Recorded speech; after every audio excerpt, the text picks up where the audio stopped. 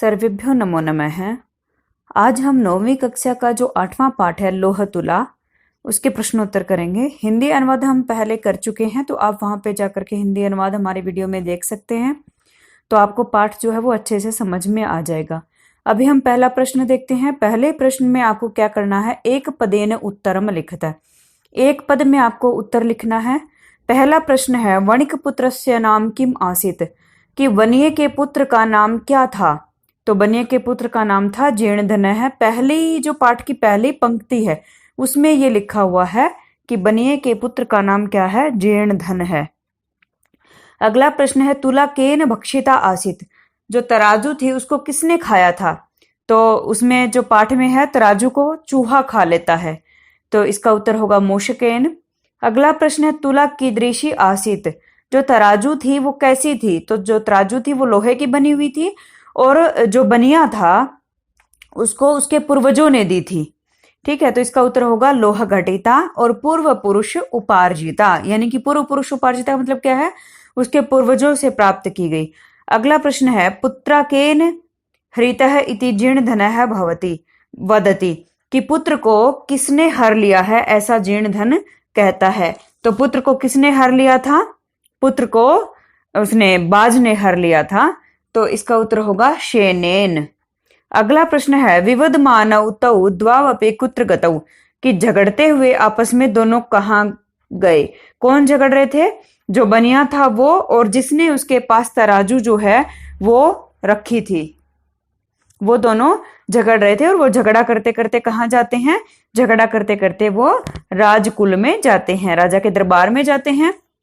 अगला प्रश्न है अधोलिखिता नाम प्रश्नानाम उत्तराणि संस्कृत भाषया लिखित है, नीचे लिखे हुए प्रश्नों के उत्तर आपको संस्कृत भाषा में लिखने हैं। पहला प्रश्न है देशांतरम गंतुम इच्छन वणिक पुत्रः किम व्यचिंतयत, दूसरे देश में जाने की इच्छा करते हुए जो वन्य का पुत्र है उसने क्या सोचा। तो उसने क्या सोचा था, उसने ये सोचा कि देशांतरम गंतुम इच्छन वणिक पुत्रः व्यचिंतयत यत्र स्ववीर्यत भोगः भुक्ता तस्मिन् स्थाने यह विभवहीनः वसेत् स पुरुषाधमः है। इसका मतलब क्या है, यत्र जहां स्ववीर्यत है, अपने वीर्य से, अपने तेज से, अपने पराक्रम से, भोगः भुक्ता भोग भोगे जाते हैं, यानी कि जहां पे लोग अपने परिश्रम से सब कुछ करते हैं, तस्मिन् स्थाने उस जगह पर यह जो विभवहीन है, धन से रहित है। विभव क्या होता है, धन होता है, धन से रहित जो है वो वसेत रहता है, स पुरुषाधम है, वह अधम पुरुषाधम मतलब नीच आदमी है। ठीक है, यानी कि आदमी को मेहनत करके खाना चाहिए, और वो सोचता है कि मेरे पास तो कुछ धन है नहीं, तो मुझे यहाँ नहीं रहना चाहिए, मैं यहाँ रहने लायक नहीं हूं। तो आगे क्या होता है, स्वतुलाम याचमानम जीर्ण धनम श्रेष्ठी किम कथयत, स्वतुलाम याचमानम जीर्ण धनम, अपनी तुला अपनी तराजू को मांगते हुए जीर्ण धन को श्रेष्ठी किम अकथयत, श्रेष्ठी ने क्या कहा। तो श्रेष्ठी ने क्या कहा था, सेठ ने ये कहा कि तुम्हारे तराजू को चूहे ने खा लिया। तो इसका उत्तर होगा स्वतुलाम याचमानम जीर्ण धनम श्रेष्ठी अकथयत। और क्या कहता है, भो अरे त्वदीया तुला मूषकैर भक्षिता इति, तुम्हारी तराजू तो चूहों के द्वारा खा ली गई है। अगला प्रश्न है जीर्ण धन है गिरि गुहा द्वारम कया आच्छाद्य गृहम आगत है। जीर्ण धन जो था वो गिरि गुहा द्वारम मतलब जो पहाड़ की गुफा का द्वार था।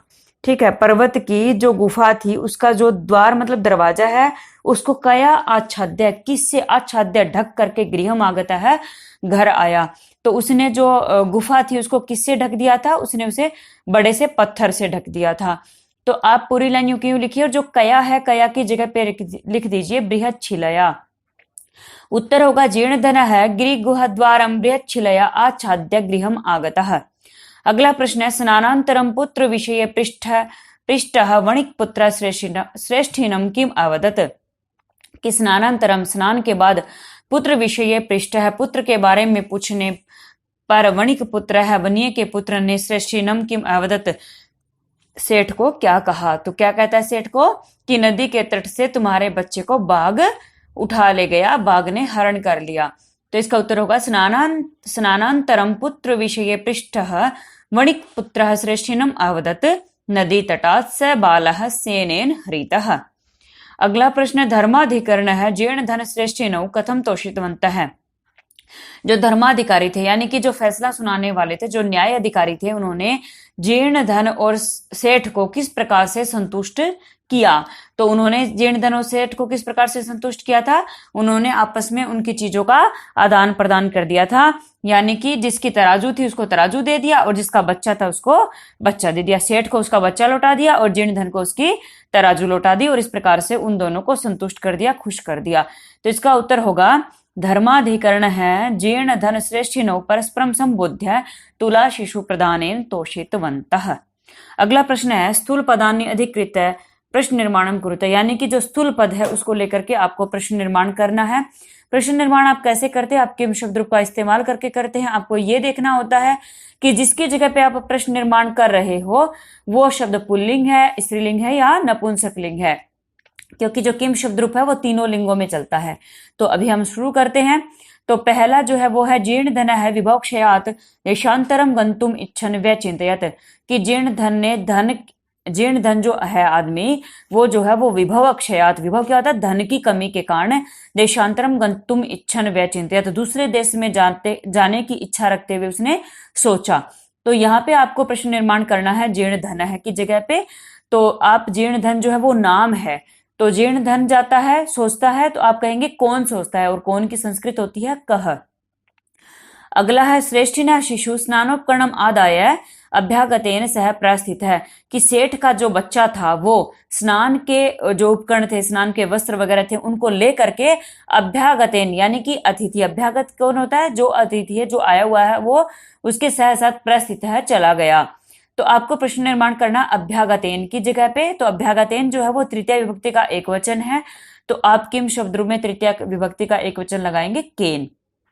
अगला है मणिक गिरि गुहाम रेत छिलया आच्छादितवान, जो बनिया है उसने जो पर्वत की गुफा थी उसको बड़ी शिला से आच्छादित कर दिया, ढक दिया। तो आपका प्रश्न निर्माण करना है बृहत शिलया की जगह पे, और बृहत शिला जो शब्द है वो स्त्रीलिंग शब्द है, तो किम शब्द रूप में, और तृतीया का एक वचन है, तो किम शब्द रूप स्त्रीलिंग में तृतीया का एक वचन होगा कया, कया काभ्याम काभिः। अगला प्रश्न है सभ्यैतौ परस्परम संबोध्य तुला शिशु प्रदानेन संतोषितौ, कि सभ्य आदमियों के द्वारा तौ उन दोनों को परस्परम संबोध्य एक दूसरे को बुला करके तुला शिशु प्रदानेन तराजू और बच्चे का आदान प्रदान करने से वो खुश किए गए। तो आपको प्रश्न निर्माण जो करना है वो करना है तुला शिशु प्रदानेन की जगह पे। तो ये तृतीया का एक वचन है, जैसे आपने अभ्यागतेन की जगह पे किया था, तो इसकी जगह पे आएगा केन। अब हम चौथा प्रश्न देखते हैं। चौथे प्रश्न में आपको क्या करना है? अधोलिखिता नाम श्लोका नाम अपूर्णो अन्वयः प्रदत्त है पाठम आधृत्य तम पूरयत, यानी कि आपको श्लोक दिए गए हैं और श्लोक का अपूर्ण अन्वय दिया है। कहने का मतलब क्या है? जो श्लोक थे उनका अन्वय आपको करके दे दिया है, और तीन तीन रिक्त स्थान है, दो श्लोकों में तीन तीन रिक्त स्थान है, और आपको पाठ में से वो देख करके अन्वय पूरा करना है।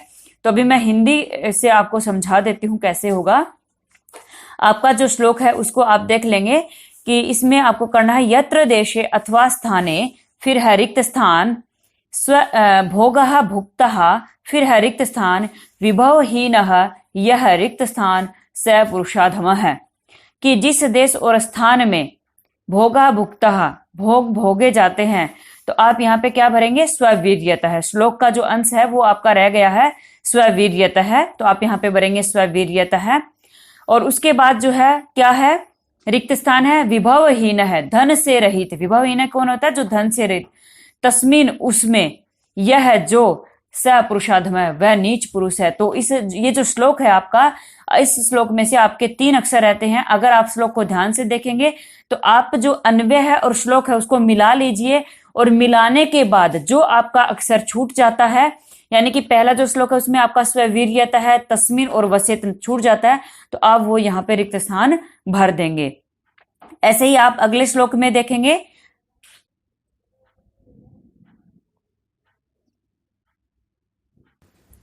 तुलाम लोह सहस्रस्य यत्र खादन्ति मूषकाः राजन तत्र हरेच्छेनो बालकम नात्र संशय है। ये आपका श्लोक है। और आप क्या करेंगे? जो अन्वय दिया गया है नीचे, आप एक एक जो अक्षर है उसको मिला लीजिए, जो अक्षर छूट जाएगा वही आपको इस अन्वय में भर देना है। ठीक है, तो आप क्या देखते हैं कि आपका सबसे पहले लिखा हुआ है राजन, फिर है यत्र, लोह सहस्रस्य, इसका मतलब क्या है कि हे राजन, यत्र जहां लोह सहस्रस्य, लोहे की बनी हुई, रिक्त स्थान, मुष्का चूहे, फिर है रिक्त स्थान, तत्र वहां शेन है बाज, फिर है रिक्त स्थान, हरेत हरले, अत्र यहां संशय न, इसमें कोई संशय नहीं है। तो आपके इसमें से 3 अक्षर छूट गए हैं, तुलाम, खादंती और बालकम। तो इसमें जब आप हिंदी करके देखते हैं तो आपको और भी आसानी से आपको अन्वय पूरा हो जाता है कि हे राजन जहां लोहे की बनी हुई, तो पहले रिक्त स्थान में आएगा तुलाम, कि जहां लोहे की बनी हुई तुला को मुष्का चूहे, फिर आएगा खादंती, खाते हैं, कि जहां पर लोहे की बनी हुई तुला को चूहे खा लेते हैं, तत्र वहां शेन है बाज, इसमें आएगा बालकम, कि बाज जो है बालक को हरण कर ले, बालक का हरण कर ले, तो उसमें कोई संशय नहीं होगा। अब हम 5वां प्रश्न देखते हैं। 5वें प्रश्न में आपको क्या करना है, तद पदम रेखांकितम कुरुत यत्र, कि आपको जो कैक है और गे 3 पार्ट दे दिए गए हैं और हर एक में अलग अलग निर्देश दिया गया है कि आपको किसको रेखांकित करना है, यानी कि अंडरलाइन करना है। तो जैसे कि पहला है, पहले में आपको क्या करना है, लेप प्रत्यय नास्ति, आपको जो 4 अक्षर दिए गए हैं कै में, उसमें से वो पद जो है रेखांकित करना है, अंडरलाइन करना है, जिसमें लेप प्रत्यय नहीं है। तो आपको मैं एक पहचान बताती हूं, लेप प्रत्यय जहां होता है वहां उस शब्द में पहले उपसर्ग लगा होता है, और अगर उपसर्ग नहीं है तो उसमें लेप प्रत्यय नहीं है। यहाँ पे ये पहचान जो है बहुत अच्छे से काम करेगी। फिर आपके जो पद है मैं वो पढ़ देती हूँ। पहला है विहस्य, फिर है लोह सहस्रस्य, अगला है संबोध्य और उसके बाद है आदाय।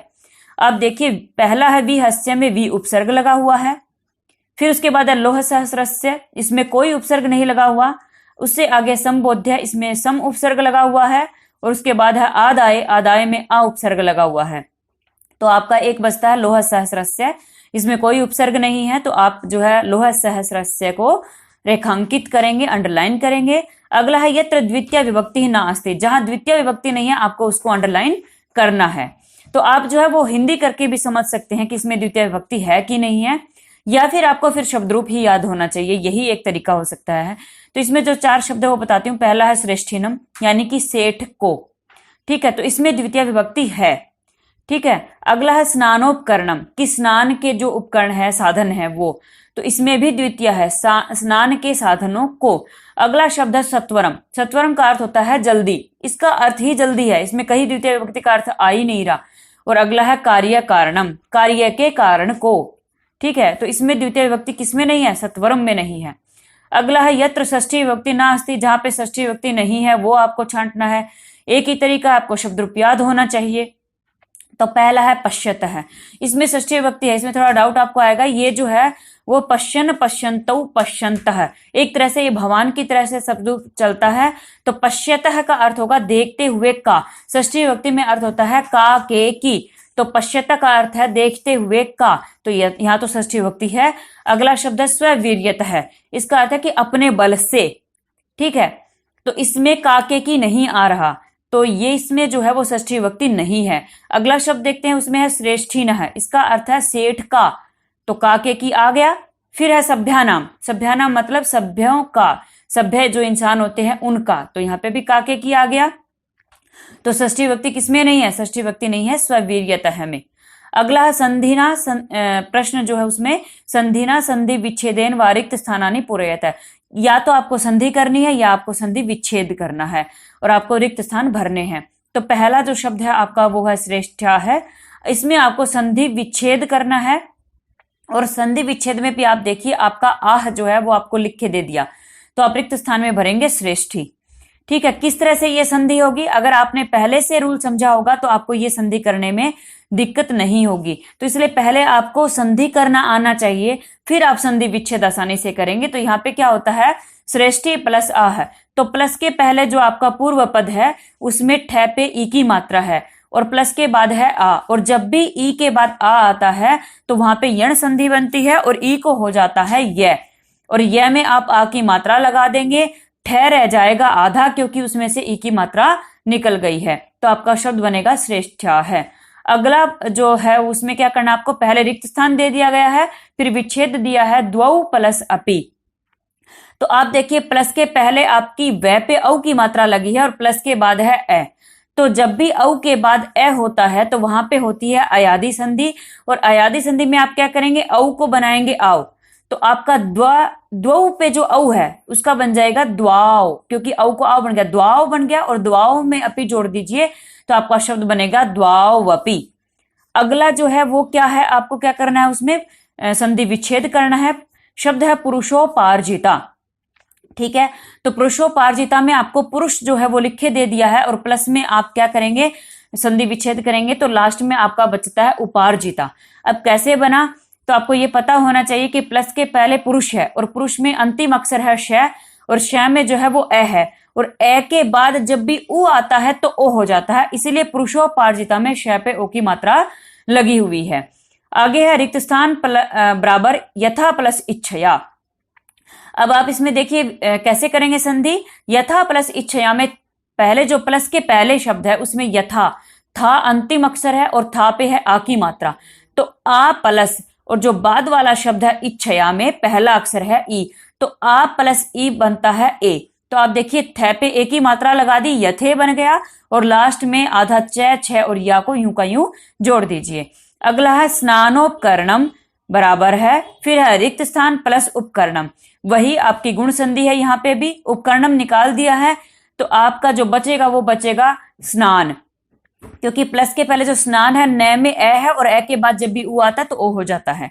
अगला है रिक्त स्थान बराबर स्नान प्लस अर्थम, यहाँ पे दीर्घ संधि है, तो स्नान प्लस अर्थम में न में है ए प्लस ए, अर्थम का ए, दोनों ए मिलकर के आ की मात्रा बन जाएगी, तो स्नान का जो अंतिम न था उस पे आ की मात्रा लगा करके शब्द बनाएंगे स्नानार्थम। अगला आप क्या करेंगे, समस्त पदम विग्रहम व लिखत है, यानी कि 7वां प्रश्न जो है उसमें आपको समास दिए गए हैं, आपको या तो उसको समस्त पद बनाना है या उसका विग्रह करना है। तो एक लाइन में विग्रह है, एक में समस्त पद है। तो पहला जो है उसमें क्या है, लिखा है स्नानस्य उपकरणम, यहाँ पे तत्पुरुष समास है, तो आप क्या करेंगे, दो शब्द आपको दिए गए हैं, दो शब्दों में जो पहला शब्द है उसकी विभक्ति हटाएंगे, आपको कुछ नहीं करना है। तत्पुरुष समास में जब भी आप समास करेंगे तो आप क्या करेंगे, दो शब्द आपको दिए होंगे और दोनों शब्द में आप क्या करेंगे, जो पहला शब्द है उसकी विभक्ति हटा देंगे।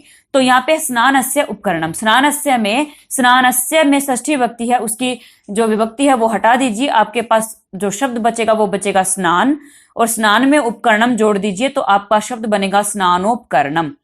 फिर है अगला ख में रिक्त स्थान बराबर गिरि गुहायाम। एक बार गिरि गुहायाम का अर्थ करके देखिए, इसका अर्थ होगा पर्वत की गुफा में। पर्वत की, तो गिरि और गुहा दो शब्द है यहाँ पे, गिरि मतलब पर्वत, गुहा मतलब गुफा। पर्वत की गुफा में, तो गिरि जो पर्वत है उसमें आप षष्ठी विभक्ति लगाइए, तो गिरि की षष्ठी विभक्ति होती है गिरेह, तो गिरि में षष्ठी विभक्ति लगाएंगे, क्योंकि जो दो शब्द है उनमें पहले वाले में विभक्ति लगती है और लास्ट वाला यूं का यूं लिखा जाता है। गिरि की षष्ठी होगी गिरेह, और लास्ट में लिखिए आप गुहायाम, तो बन गया आपका जो विग्रह है वो। फिर अगला जो है वो आपको समस्त पद बनाना है, तो यहाँ पे लिखा है धर्मस्य अधिकारी, आपको वही करना है, दो शब्दों में जो पहला है उसकी विभक्ति हटाइए, धर्मस्य की विभक्ति षष्ठी जो है वो हटा दीजिए, शब्द बचेगा धर्म, और धर्म में अधिकारी जोड़ दीजिए, आपका समस्त पद बनेगा धर्माधिकारी। आगे है विभवेन हीनः बराबर विभवहीनः। अब ये कैसे बना, जो विभवहीनः था आपको उसका विग्रह करना है, तो विभवहीनः इसका अर्थ करके देखिए, इसका अर्थ होगा धन से रहित। किससे रहित है, धन से रहित है, तो से के द्वारा तृतीय विभक्ति बनेगी, धन से के द्वारा, तो धन में तृतीय विभक्ति लगाएंगे, तो विभव में तृतीया, क्योंकि धन की संस्कृत है विभव यहाँ पे, तो विभव में तृतीया लगाइए, विभवेन हीनः यूं का यूं लिख दीजिए। इस तरह से आपका जो है वो समस्त समास जो है वो हो जाएगा।